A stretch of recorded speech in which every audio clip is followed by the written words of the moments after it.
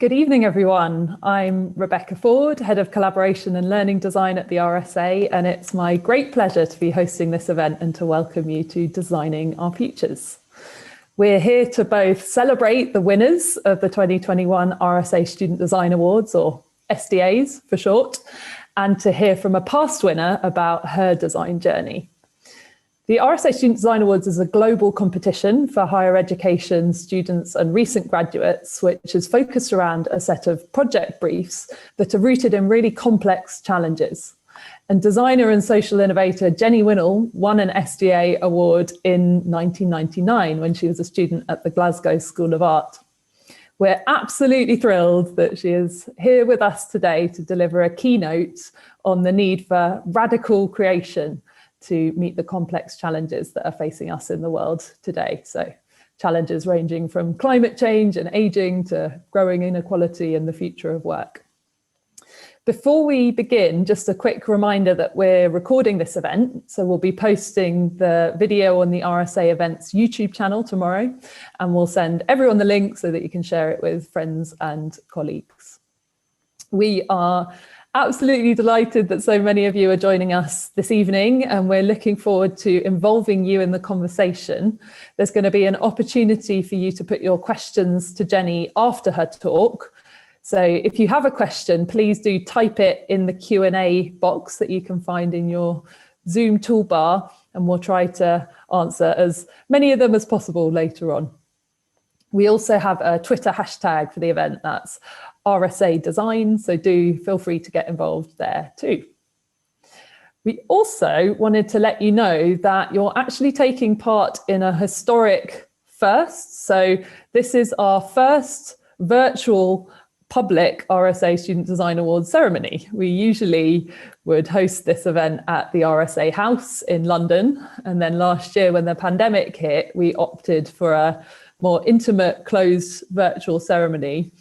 But this year we decided on a hybrid option. So our 2021 winners have all actually just received their awards in a private ceremony with Jennie and with their families and our supporters.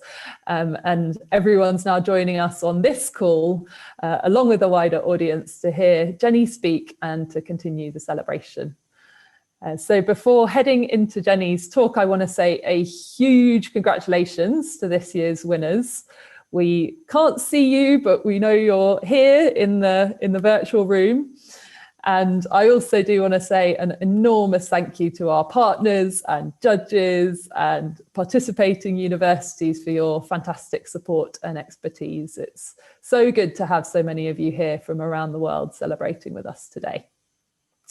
Now, I'm going to just give some brief context on the SDAs and the incredible work our winners did this year.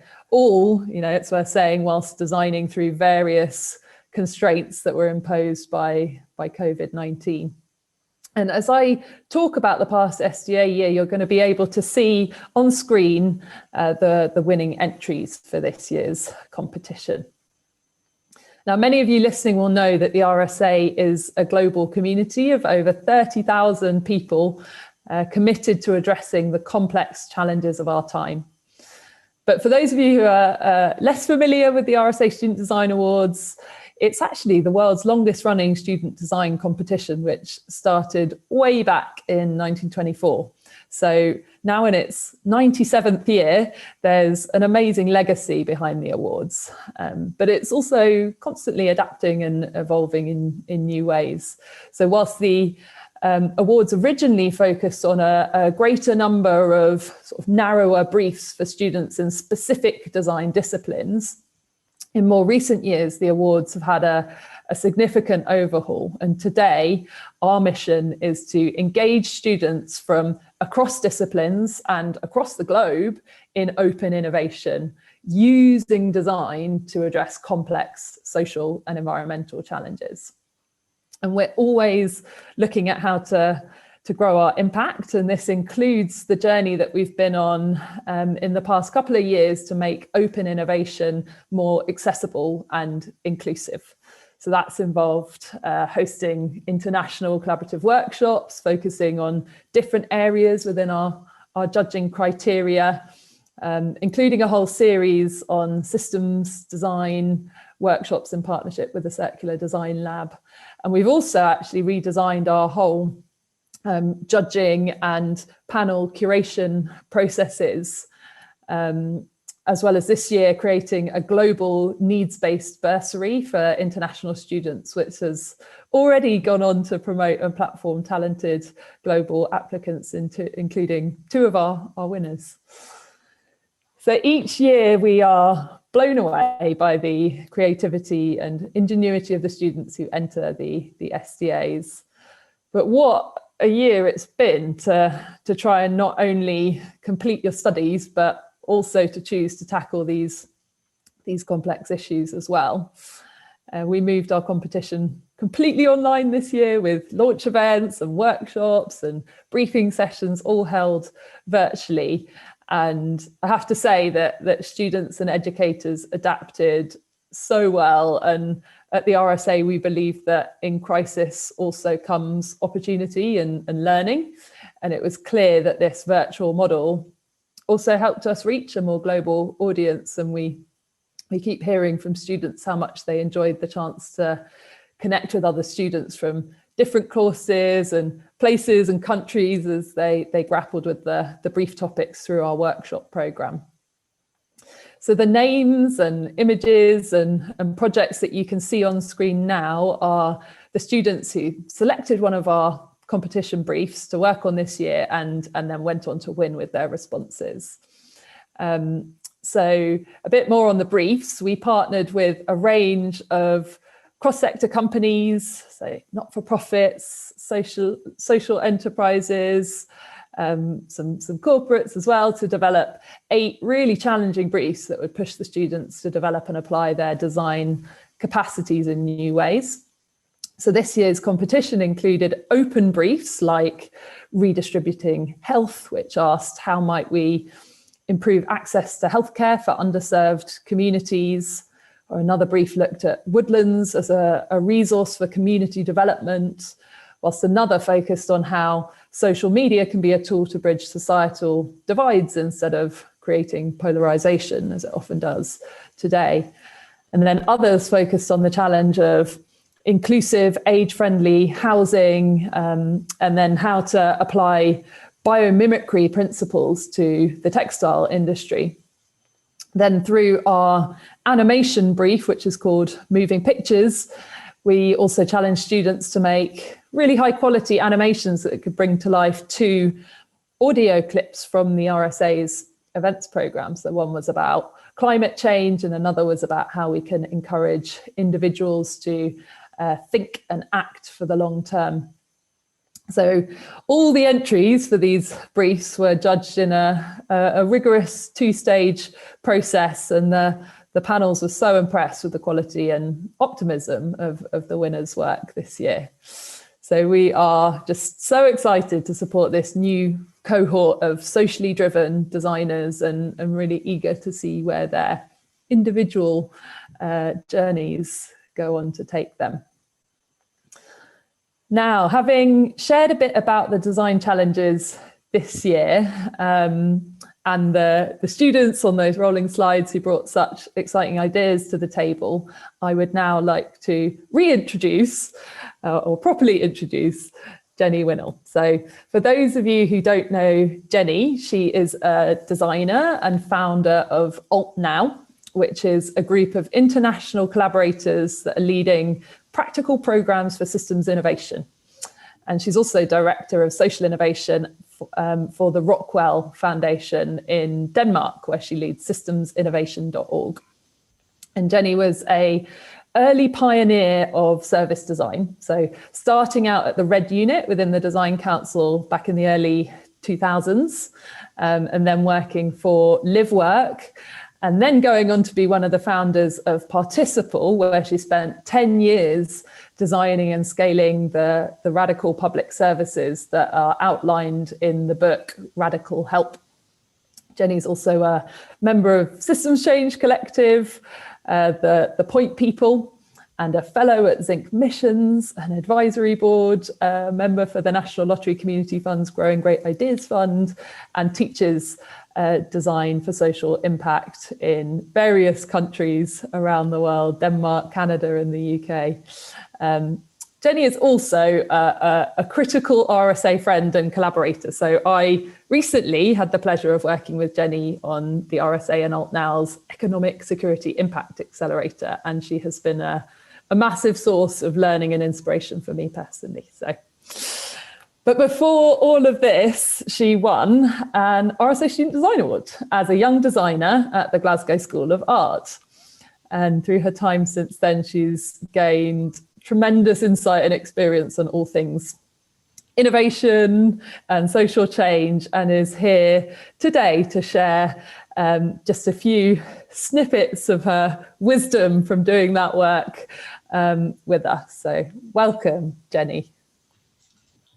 Thank you so much, Rebecca. It's such a pleasure to be doing something like this with you, and also with the fantastic award winners that I met earlier this evening.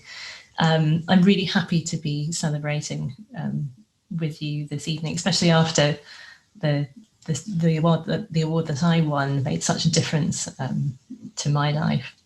So I told my mum the other night that I was going to give this talk, and the conversation went like this. So I said, I'm going to give a talk at the Student Design Awards next week. And my mum says, oh, is that when you went to, the same as when you went to London for your award? And I said, yeah, that's right. It was really life-changing, wasn't it? And she said, yes. And then there was a pause. And then she said, it was terrible. And what she means is that she then had to see me off at the airport because I used the award to travel to India to work for a small design firm called Idea Matrix in the suburbs of Mumbai. And of course, she probably thought she'd never see me again. And it was life-changing. I learned to do proper design. I was designing autogas filling stations for Tata. But it also opened a door to a whole other way of understanding the world that had really been missing to me growing up on the west coast of Scotland. And over the last 20 years of working as a social innovator and a service designer, I've been lucky enough to work with many different types of people in many different places. And each of those experiences has opened a door into another world, other ways of thinking, other ways of living otherwise. And there are two moments that really stick in my mind. The first is in 2010. So it's midnight. I'm sleeping on a mattress on the floor of a house in Swindon. And I'm sleeping under a set of curtains that Tina has given me accidentally, thinking that they were bed linen. And Tina's family are one of the most notorious families in Swindon at that time. They've been evicted 7 times in 7 years, and they cost the state somewhere in the region of £250,000 a year. It's the early years of our work at Participle, and I'm running an experience prototype with Tina to find out what could be possible if she and families like hers are given the space and the resources to lead their own change. And to do that, they have chosen people from across the council to work with.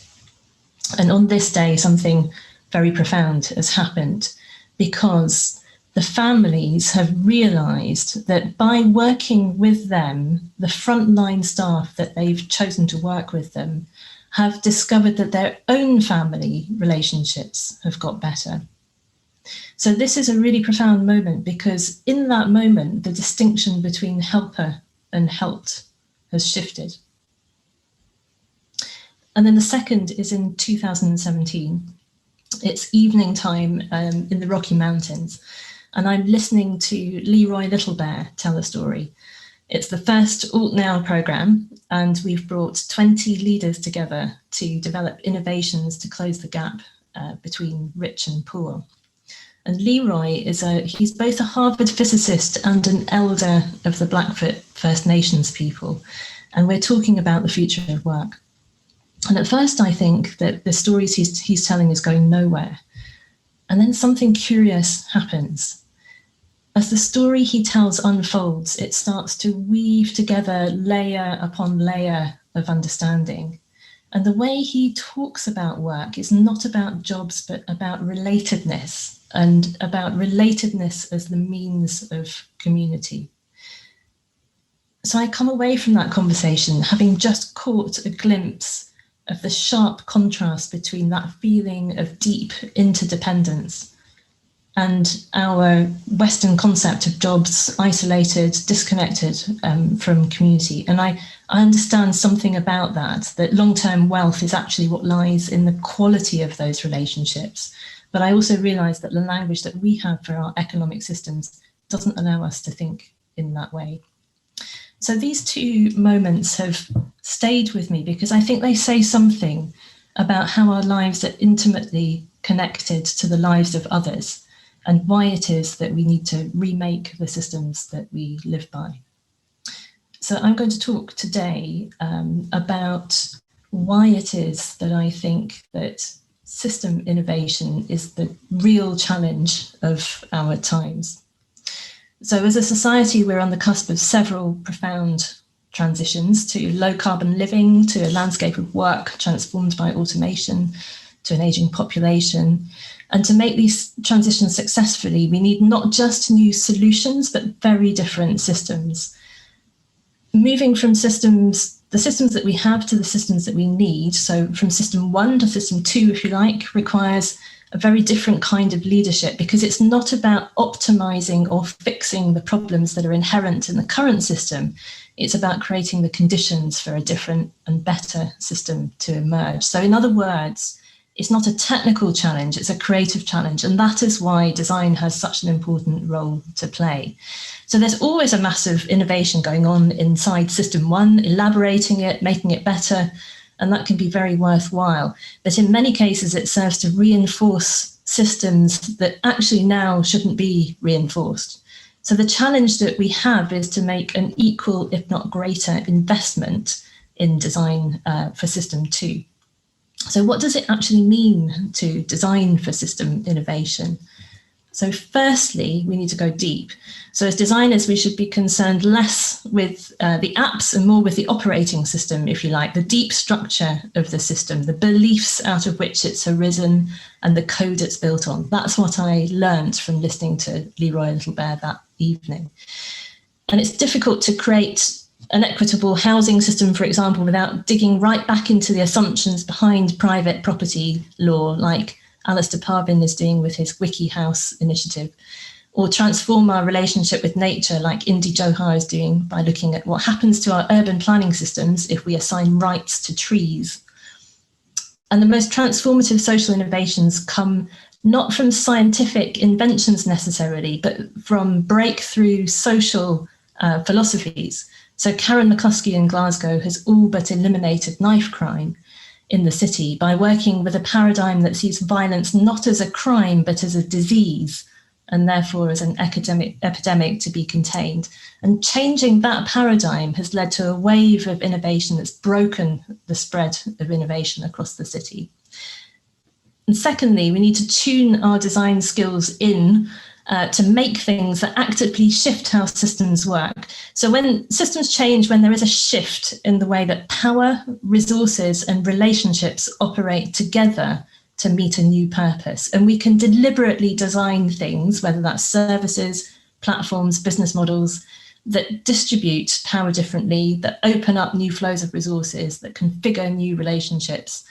That might be through simple designs like Jacina Vink's stethoscope, which changes the nature of the relationship between doctor and patient, or through more complex platforms like Airbnb that's transformed whole sectors by opening up peer-to-peer resources.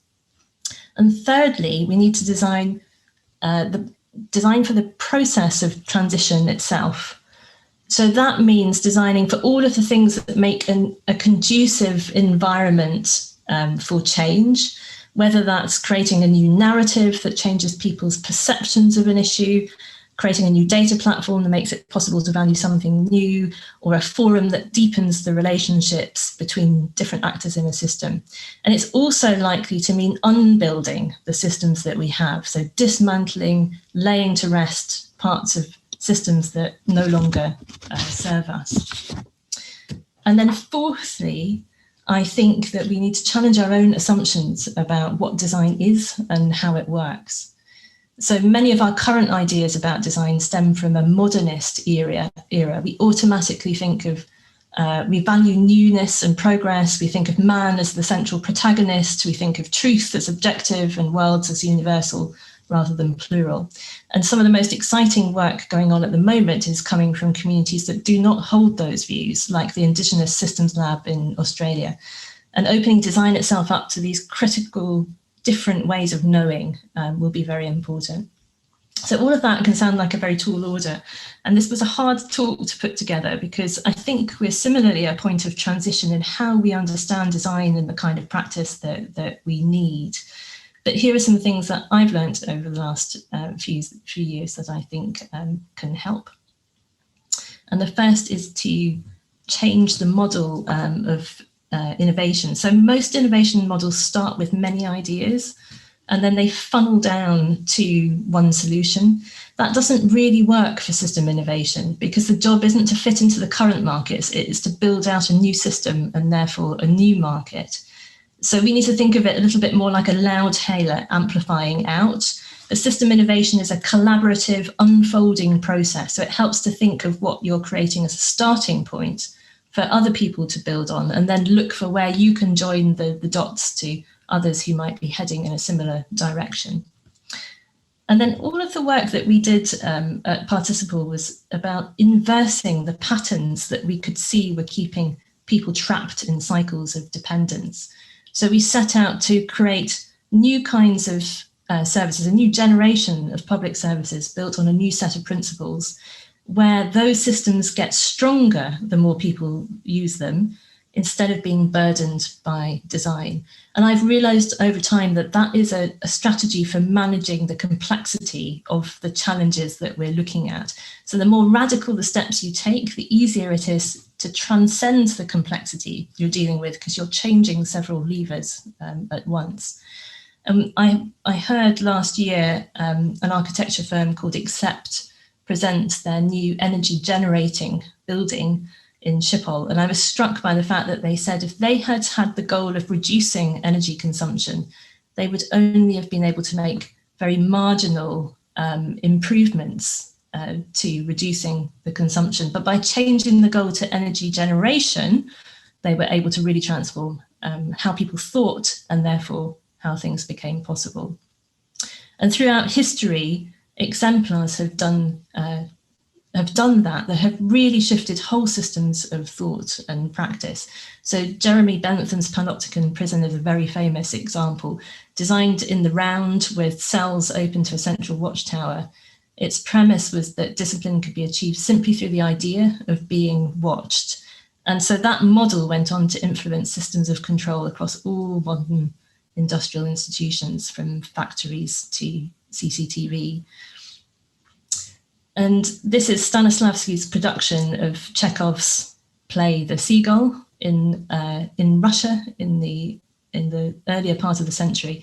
And it was the first time that actors came together as an ensemble to rehearse together and to really try and understand the characters and how they could bring the characters to life and the subtext of what Chekhov had written. And it was the first time the audience was considered a very integral part of the performance, invited into an atmosphere that was created by props and scenery and costumes designed specifically for that production. And it marked a really pivotal moment that changed the future of how theatre is done and continues to influence productions today. But at the time, it was a very unusual experience to be part of. And so I think one important thing about this work is that it is important to make things that don't actually fit very easily. So I think much design practice in recent times has been about making things fit. Agile development to meet customer expectations, prototyping to validate pre-existing assumptions. But system innovation is not about designing to fit existing mental models and habits. It's about shaping new ones. So we try to deliberately make things that don't fit, that are different enough to reshape the system conditions around the situations we're working with. But they still have to be sustainable somehow. And of course, the danger is that as those system shifting innovations grow, they end up being co-opted back into the very systems that they set out to change.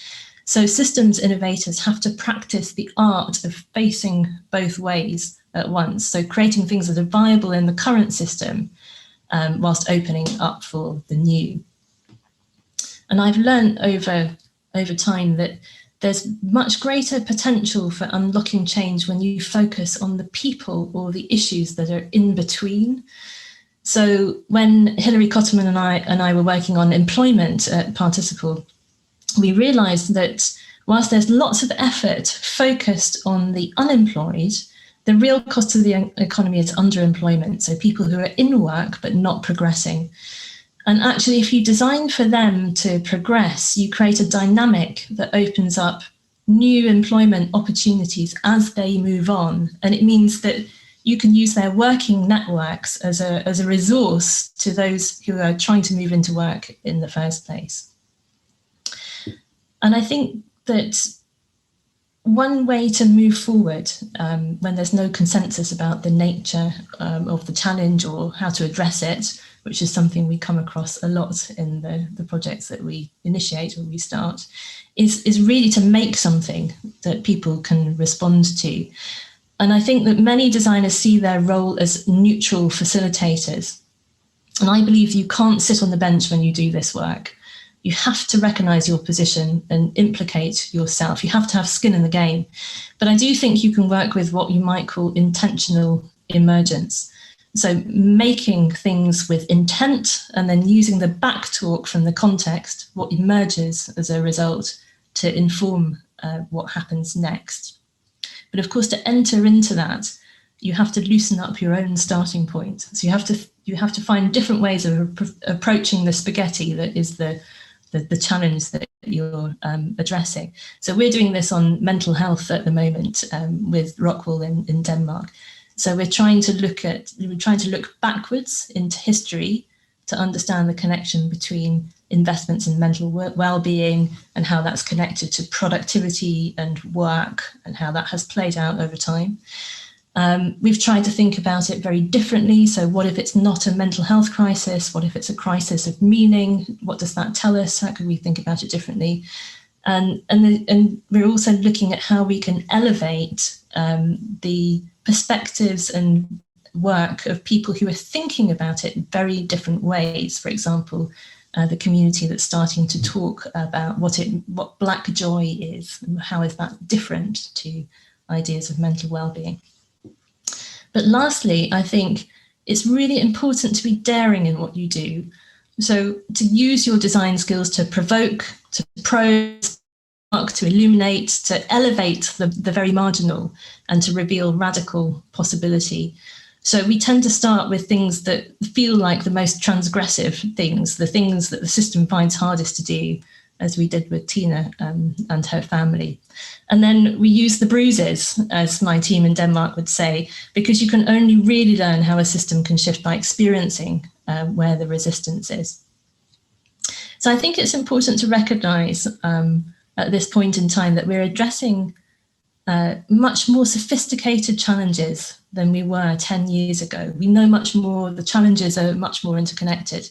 But it's important to remember that we ourselves are part of a long lineage of change. The systems that we have were created by people in response to the challenges of their times, and people can remake those systems. And one way to ensure that happens is to use your design skills to help to build the imaginative capacity of many people in many different settings. So we might say if user needs and problem solving were the design tools of 2010, then perhaps imagination and possibility giving the design tools of 2020. And if the Student Design Award winners that I've met this evening are anything to go by, this graduating year of students already has the collective capacity to really imagine and shape the world to come. So I wish you all the best as you go out into the world and make that happen. Thank you, Jenny. What a fantastic range of stories and insights and provocations around the whole sort of role and potential of creativity and imagination in systems innovation.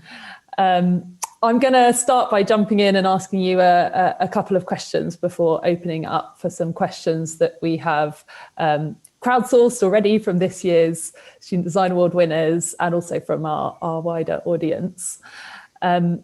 So I think the first question I have is, I think from the learnings and examples that you've shared, I definitely get a sense of the breadth and variety of the roles that you've inhabited over the years. And I wonder if you could perhaps just share a bit more about the sort of places in the system that you've put yourself in or operated from to do this sort of systemic design and innovation work, and perhaps a bit about what you were able to sort of bring or gain from being a designer in so many different roles.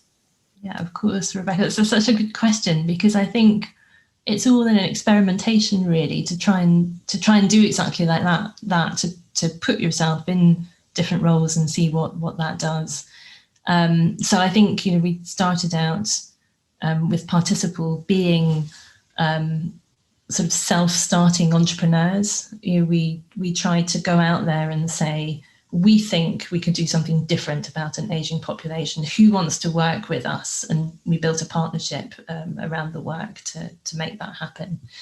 And that has some advantages. So that meant that we were very able to sort of move where we felt the biggest opportunity was, and to do things in a very different way. So we built up a very different sort of culture around the work. But it did make it hard for us to invest in some of the very long-term infrastructure building that you need to do when you're really trying to shift a system. So there are some things that we tried to do at our small scale that we really needed the scale that government could bring, for example, to reach across the country. And then you also made me think that a few years ago, I thought, okay, well, why don't I go and work with a big multinational corporation and try and see what that brought. And so I ended up working with a pharmaceutical company, trying to build a big legacy project about raising the health of whole towns and cities. I went and lived in Galesburg in Illinois for a period of time. And that brought with it an enormous level of ambition and sort of traction with the local town that we were working with, and absolutely no commitment to follow through from the multinational. So I felt that I'd really sort of put my heart and soul into building a relationship with that town to really sort of elevate the level of health. And then I was in a terrible position of not being able to sort of follow through on that when the leadership sort of shifted around, and it wasn't the most exciting thing on the corporate agenda. So I think I really got burnt by that experience, and it's made me sort of more committed to the sort of the civil society infrastructure that I think is necessary to hold this kind of work. That's so interesting. Thank you. I was just thinking as you were speaking, perhaps a bit of a follow-up to that question is, are there any particular sort of tensions or dilemmas that you've had to face or learn to work with as you have navigated these very different roles in lots of different systems throughout your career? So I actually think the biggest difficulty, if you come from a design background, is that when you're doing this kind of system changing work, there is no client.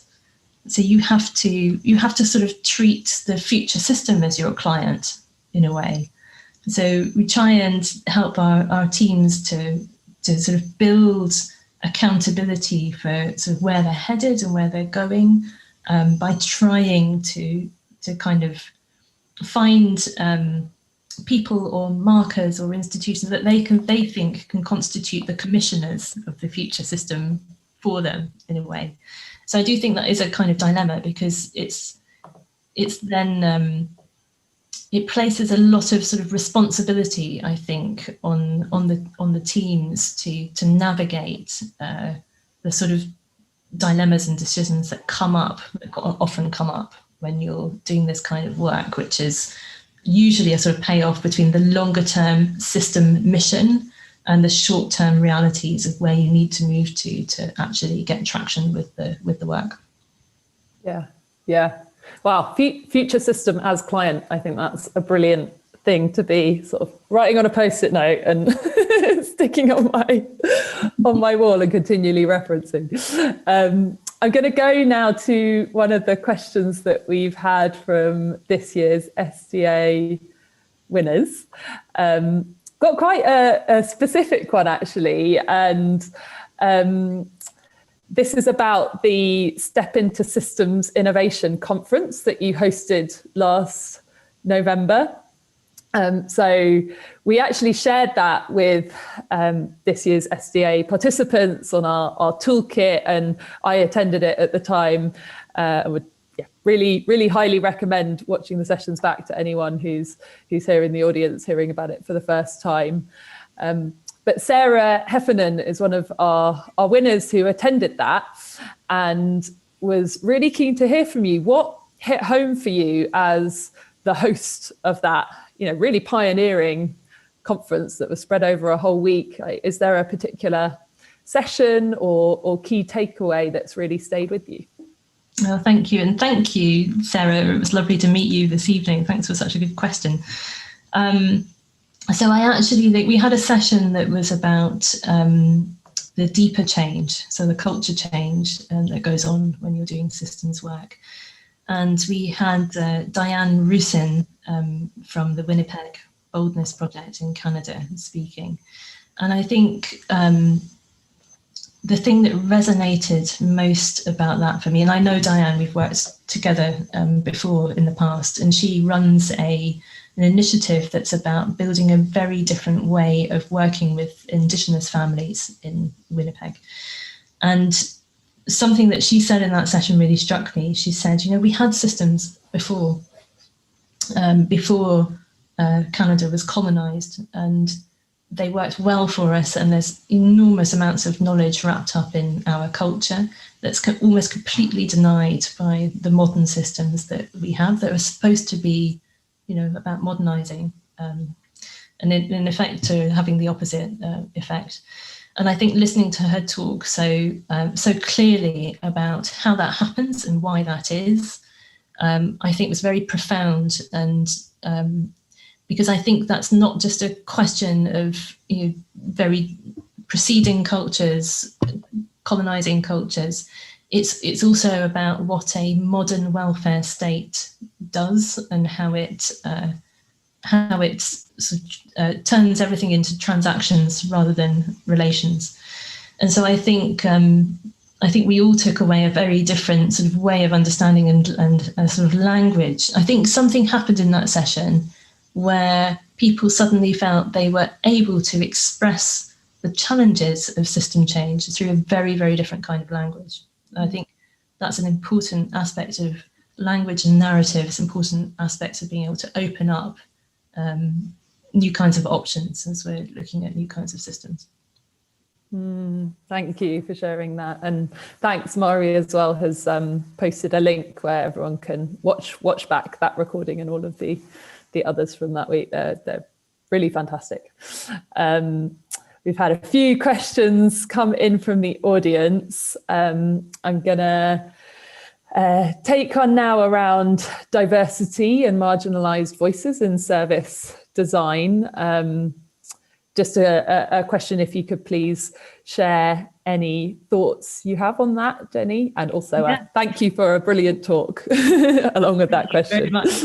Yeah, so a lot of what I talked about this evening is coming from work that Charlie Leadbeater and I have been doing, which is around the system innovation work, and also work that Kat Drew and Cassie Robinson and I have been doing and thinking about like where the edges of design practice are and where it is that we need to shift.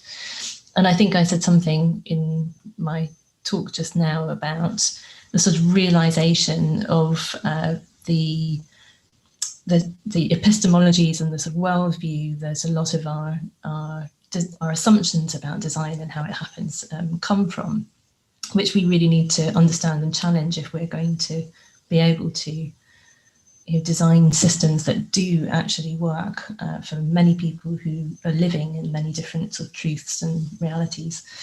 And I think one thing that I've really learned through working with my colleagues at Rockwool is that in any system that that emerges or is created tends to produce a kind of exclusionary effect towards certain groups of people. It just sort of happens that way, that it tends to create subjects. The systems create subjects, if you like.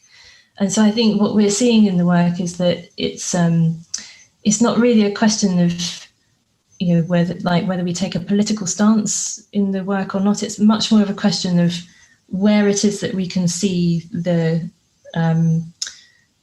the system is not representing or not elevating the ways of understanding that are being held by some of those groups, and really doing the work of elevating those ways of thinking and understanding as we do that. And I think it's really very difficult to do that unless you can sort of build that diversity into your own team, and that is very challenging, especially for a small country like Denmark that's not very diverse in its population in the first place. It's difficult to do, but I think that's what we all have to work towards.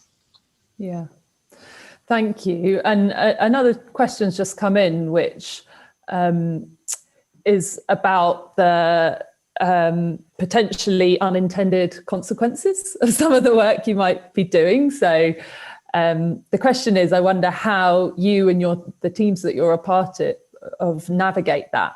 Yeah. Like, what if you are inadvertently creating some negative impacts elsewhere, and how do you actually create the space to check in with one another about ongoing impact and how you respond to that? So I think I said earlier something about sort of using the resistance that you experience in a system. And Anna Burney has this very nice analogy of what it's like to be a potter, using the material, the resistance that the material clay has when you're trying to sort of shape it and form it into something.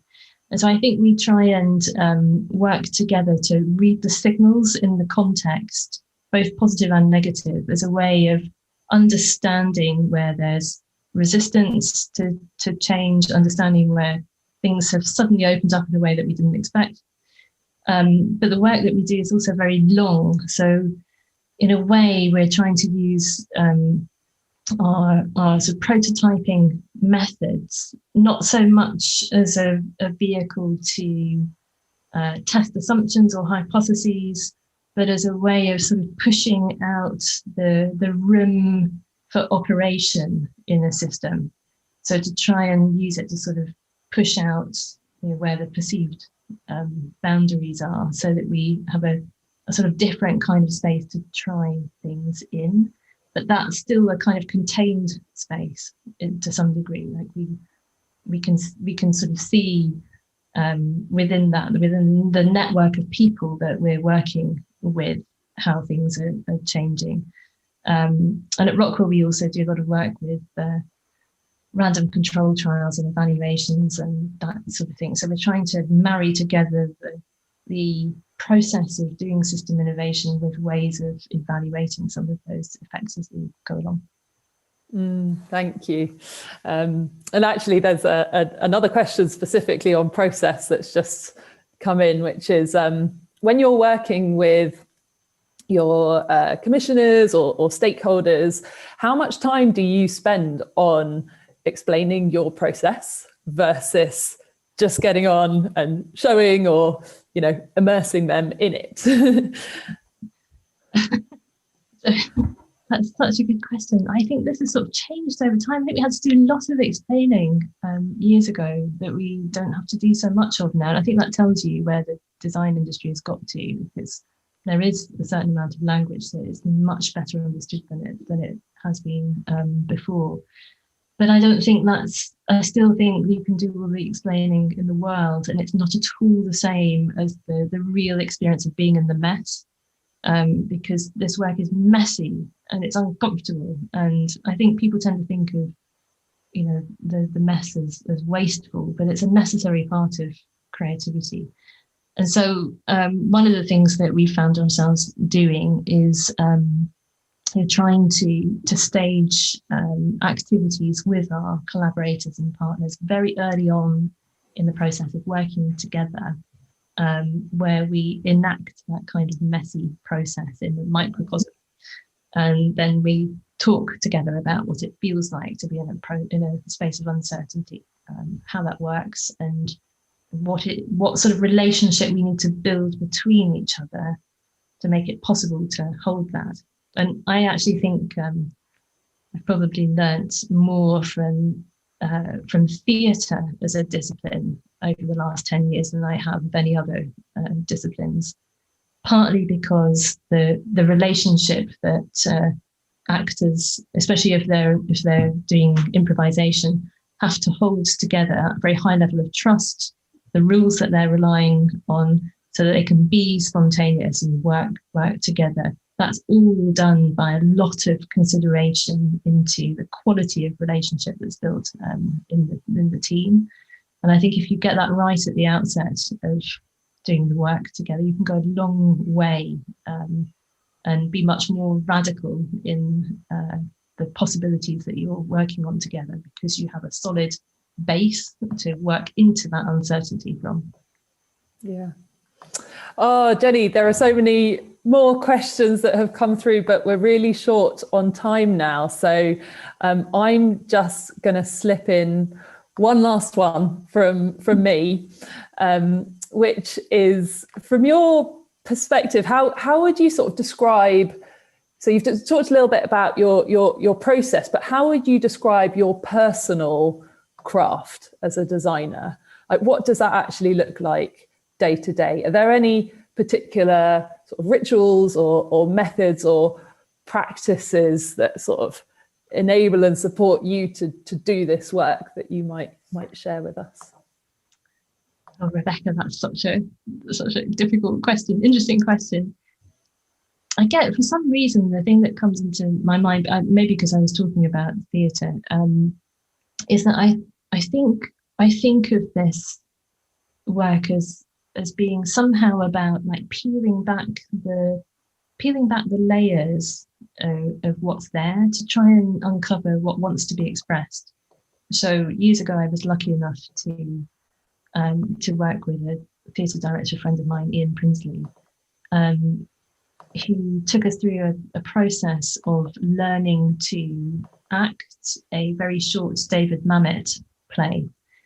And the way he took us through it was to go through imagining where you are. So where are you physically? And then imagining, what time is it? What era is it? What time is it? And then imagining where you've come from and where you're going to. And sort of going through all these layers one by one. So doing the play over and over again until you get right to the what's at the very core of it, which is, what is it that wants to be expressed? What is it that this character is trying to express in this moment at this time?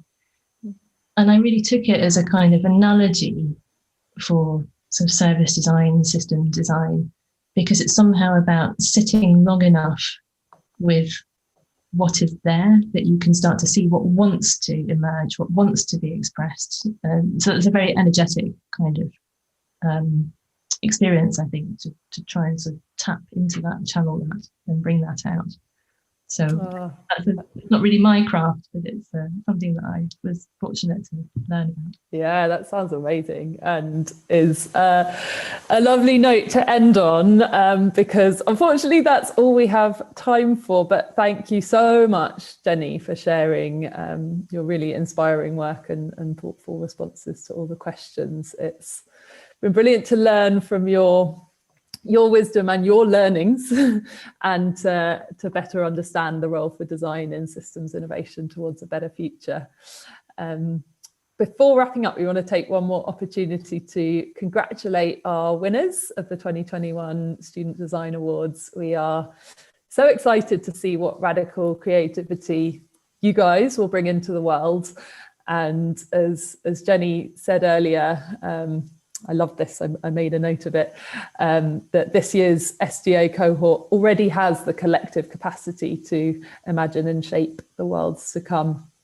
So if you haven't met them yet and you're watching, then do visit the RSA Student Design Awards Winners Gallery to learn more about the projects. There's a link going in the chat right now, and do also reach out to our team if you're interested in collaborating on an SDA brief for the coming year. And as we close out this evening, do also stay online just for the next few moments as we pay one last tribute to the winners and give them a final sort of virtual round of applause from wherever you are watching this around the world. Thank you all for attending, and have a wonderful evening.